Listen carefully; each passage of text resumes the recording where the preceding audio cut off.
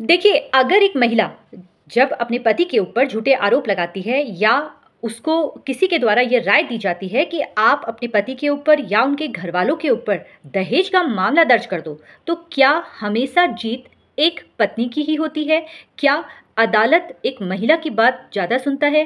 क्या अगर पत्नी आपको इस तरह से धमकी दे रही है कि मैं तुम्हारे ऊपर आरोप लगाऊंगी, तुम्हें झूठा केस में फंसाऊंगी, जहां पर ये आरोप लगाने के लिए उसके रिश्तेदार उसे उकसाते हैं या उसके दोस्त या फिर कुछ वकील साहब के द्वारा ये कहा जाता है कि आप ये केस उनके ऊपर कीजिए, तो क्या ऐसी अवस्था में महिला के पक्ष में ही फैसला आता है?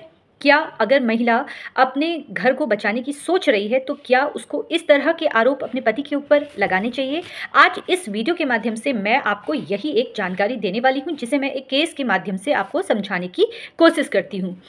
देखिए, मामला है 2007 का, जहां पर एक पति पत्नी का विवाह हुआ।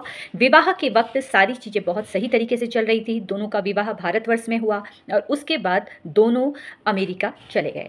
जब अमेरिका गए तो वहाँ पर उनके 2 प्यारे से बच्चे भी हो गए और इसी बीच लड़के ने अपने सास ससुर को भी घुमाने के उद्देश्य से वहाँ बुलाया। जब लड़के ने परिवार का ध्यान रखा, अपनी पत्नी के बच्चों का ध्यान रखा, महिला का ध्यान रखा, सारी चीज़ें सब सही तरीके से चल रही थी, जहाँ पर परिवार में किसी भी प्रकार से कोई मतभेद नहीं था, सुखी जीवन था दोनों का।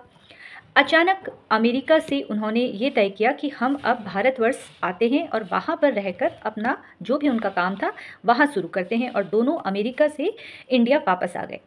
इंडिया वापस आए, दोनों ने एक घर खरीदा। जो घर था वो दोनों के नाम पर उन्होंने खरीदा। अब धीरे धीरे मतभेद की स्थिति शुरू होने लग गई, क्योंकि लड़की जो पति है उसके जीवन में एक महिला मित्र का प्रवेश हुआ। महिला मित्र जो उसके साथ पहले से पढ़ती थी, जो बात उसकी पत्नी को पसंद नहीं आई, जहाँ पर वो दोनों पति पत्नी के बीच में मतभेद होने लगा उस महिला के कारण। जब पति और पत्नी के बीच में नोक-झोंक हुआ एक दिन, तो महिला तुरंत अपने ससुराल का घर छोड़कर मायके चली गई। जो उन्होंने घर खरीदा था उसमें सास ससुर, पति पत्नी और उनके 2 छोटे बच्चे थे।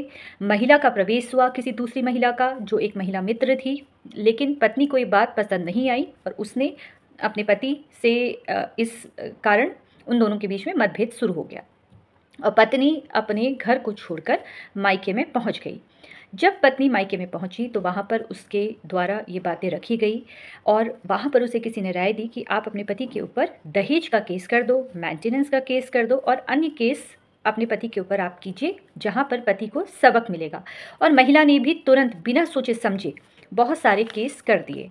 जहाँ पर बात आ जाती है मेंटेनेंस का, तो वो बात बिल्कुल सही है, मेंटेनेंस महिला को मिलना चाहिए और यहाँ पर मेंटेनेंस का केस अगर कोई महिला कर रही है मायके में रहकर, तो वो बिल्कुल पूर्ण रूप से सही है।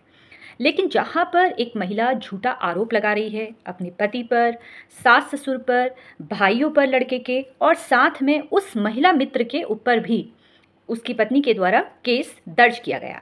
महिला ने घर के हर एक सदस्य के साथ साथ उस महिला मित्र के ऊपर भी केस दर्ज किया, जहाँ पर उसने ये कहा कि विवाह के बाद ये सब के सब मुझसे दहेज की मांग करते थे, मेरे ऊपर क्रूरता होती थी और साथ में जो लड़का है यानी कि पति है उसकी महिला मित्र भी मेरे साथ क्रूरता करती है और दहेज की मांग कर रही है, जहाँ पर 498A जैसा गंभीर आरोप घर के हर एक सदस्य के साथ साथ उस महिला मित्र के ऊपर भी लगा दिया।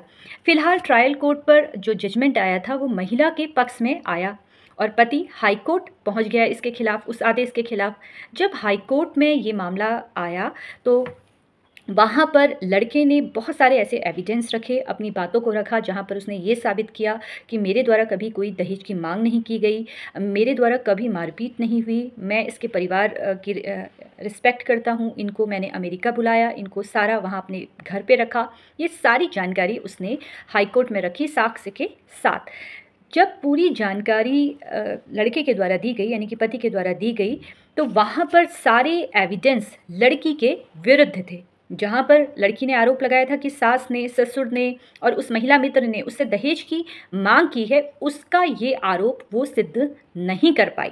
पहले तो मैं आपको बता दूं कि अगर 498A का मामला जब भी कोई महिला लगाती है तो लड़के और लड़के के घरवालों के ऊपर 498 ए के तहत मामला दर्ज होता है।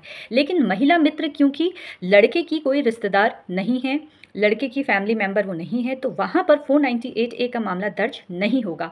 महिला के द्वारा जो ये झूठा आरोप लगाया गया, वो आरोप वो साबित नहीं कर पाई और वो मामला वहीं पर हाईकोर्ट में खारिज कर दिया गया।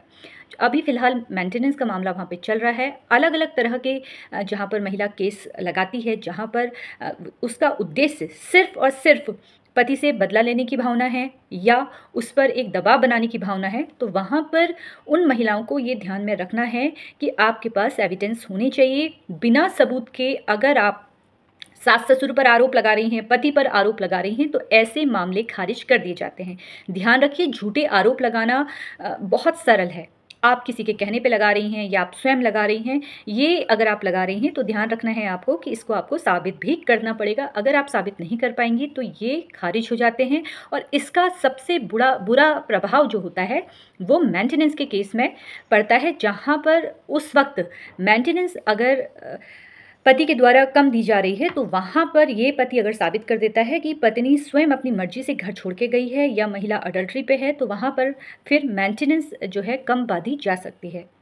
फिलहाल इस तरह के जो मामले होते हैं जहाँ पर झूठे आरोप लगाए जाते हैं वो खारिज कर दिए जाते हैं। ऐसी ही कानूनी जानकारी प्राप्त करने के लिए आप लोग मेरे सोशल मीडिया के अलग अलग प्लेटफॉर्म पर मुझसे जुड़ सकते हैं। अगर आपको वीडियो पसंद आया हो तो इसको लाइक शेयर करना बिल्कुल भी ना भूलें। धन्यवाद।